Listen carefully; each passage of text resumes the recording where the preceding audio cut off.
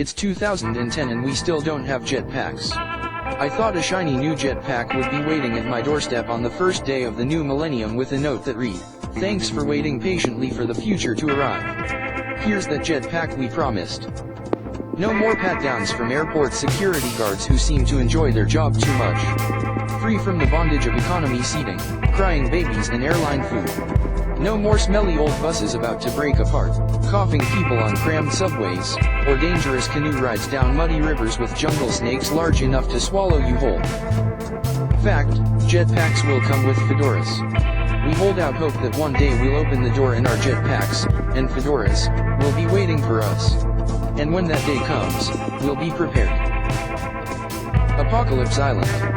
Located 414 miles off the coast of Chile, the Juan Fernandez Islands are sometimes a port of call for boats making the long trek to Easter Island, which is another place in the middle of nowhere that we'd like to visit. Over a decade ago, anthropologist Jim Turner discovered what he believes is a long-lost Mayan monument that holds the secret to the end of days. Turner believes that a pillar of rock on Apocalypse Island that looks like a face is one of the only places on Earth to see the last two celestial events, the transit of Venus and total solar eclipse, that herald the end of the world according to the Maya, December 21, 2012. Called the most alien-looking place on Earth, Socotra Island features somewhere around 240 kinds of flora and fauna that are found nowhere else on Earth. The most famous attractions at this UNESCO World Natural Heritage Site are the Dragon's Blood Tree, a tree that bleeds dark red sap, and the Desert Rose, which looks more like flowers growing out of an old person's leathery leg. Rich at structure. There are some places that look cooler from the sky than they do from the ground, and this is one of them.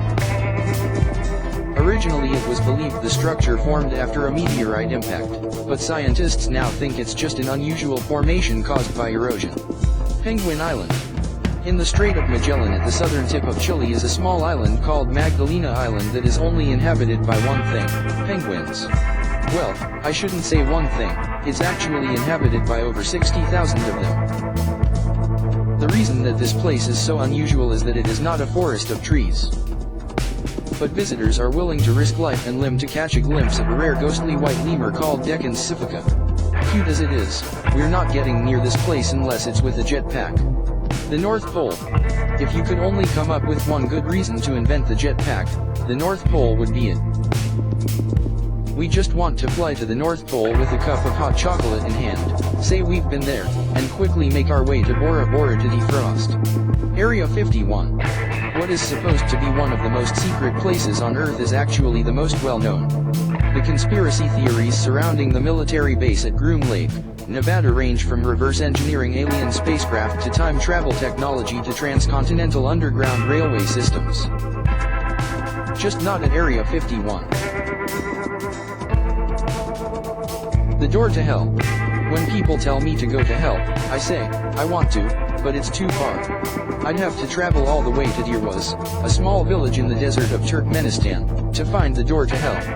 There you will see a 328-foot-wide cavern of natural gas that's been burning continuously for 39 years with no end in sight. At 1,722 meters deep, it takes 1 hour to drive to the bottom. We really want to see it for ourselves, but we couldn't get too close. Even with a jetpack. That's because the airspace above the mine is closed due to helicopters being sucked into the hole by downward airflow. Mount Everest. Thousands of people every year climb 29,029 feet all the way to the top of the tallest mountain on Earth, but seeing as how we get winded climbing a flight of stairs, I don't think we'll ever have a chance to overlook the Himalayas from the summit of Mount Everest. From there you can play a game called I Spy a Dead Body, where you try to find the corpses of climbers who perished in the aptly titled death zone that were left on the mountain. Angel Falls.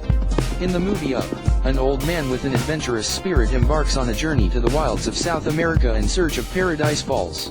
If only he had a jetpack instead of a house tied to balloons, things would have been much easier. At 3,212 feet, it's the largest waterfall in the world, and also a registered UNESCO World Heritage Site. Antarctica. Captain Kirk had it wrong when he called space the final frontier. The Earth must be conquered before we head to the stars. Even though 98% of Antarctica is covered by ice, The continent is actually considered a desert because it only receives 8 inches of precipitation a year. In fact, one of the driest places on Earth is on Antarctica, the McMurdo Dry Valleys. Antarctica is also home to the largest glacier in the world, Lambert Glacier, at 60 miles wide and 250 miles long. Here, a primordial ooze rich in iron bleeds out of Taylor Glacier. Inside the ooze, scientists discovered something mysterious, something never before seen in nature, a microbe that has survived over 1.5 million years without heat, light, or oxygen.